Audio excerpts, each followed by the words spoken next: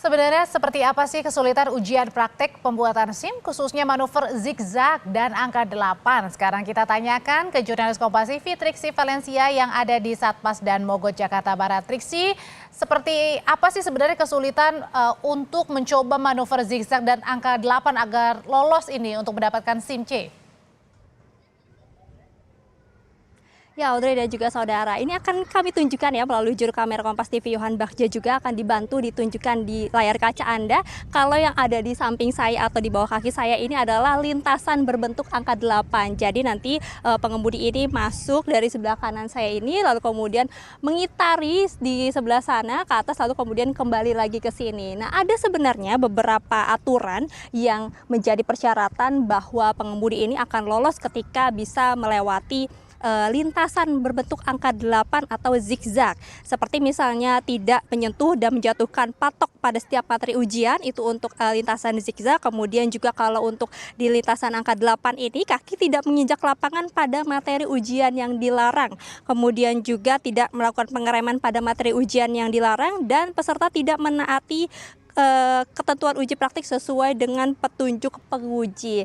Nah, jadi ini menjadi salah satu keluhan dari masyarakat juga yang kemarin sempat disinggung oleh Kapolri Jenderal Listio Sigit dalam pidatonya pada hari Rabu bahwa apakah ini masih relevan sebenarnya lintasannya. Nah, kalau kita melihat ya Audrey dan juga saudara, ini sebenarnya untuk lintasannya sendiri yang berbentuk angka 8 dikatakan sudah sesuai dengan aturan. Jadi lebarnya ini memang sudah mengikuti dimensi atau lebar dari kendaraan roda 2 atau bermotor. Jadi sebenarnya sudah disesuaikan. Akan tetapi ketika memang diuji coba langsung oleh calon pengemudi, memang nampaknya tidak semudah itu. Apalagi ketika tidak memperbolehkan pengemudi ini menjatuhkan kakinya atau menginjakkan kakinya ke aspal ketika melewati lintasan berbentuk angka 8. Jadi ini yang diminta oleh Kapolri Jenderal Listio Sigit untuk dievaluasi kembali apakah ini sebenarnya memudahkan bagi masyarakat untuk bisa mendapatkan SIM C begitu ya. Nah, tapi kalau misalnya melihat kembali bagaimana aturan ataupun juga lintasan ujian praktik SIM C ini diterapkan begitu, itu sebenarnya sudah mengikuti dengan aturan Kapolri nomor 9 tahun 2012.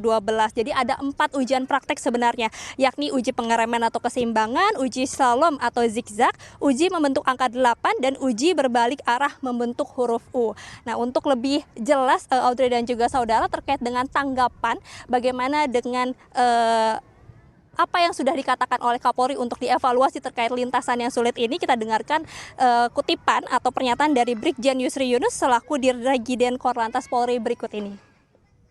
Betul, nanti akan kami kaji apa yang disampaikan oleh Pak Kapolri akan kita laksanakan.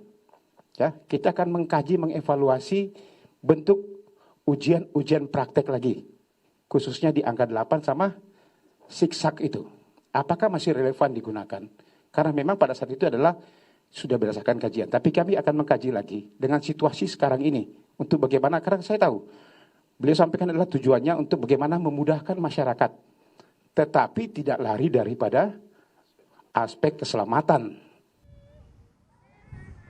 Ya, yang menjadi fokusnya adalah menghargai keselamatan pengguna jalan dan juga keterampilan mengendarai kendaraannya. Jadi untuk evaluasi ini Kapolri bilang dibutuhkan 1 bulan ya, atau memberikan waktu 1 bulan untuk dikaji dan evaluasi sebagai bagian dari modernisasi kepolisian yang menyesuaikan zaman. Jadi kita lihat Audrey dan juga saudara apa yang menjadi hasil evaluasi ataupun kajian dari lintasan yang dikatakan atau dikeluhkan oleh masyarakat calon pengemudi ini sulit untuk mendapatkan SIM C.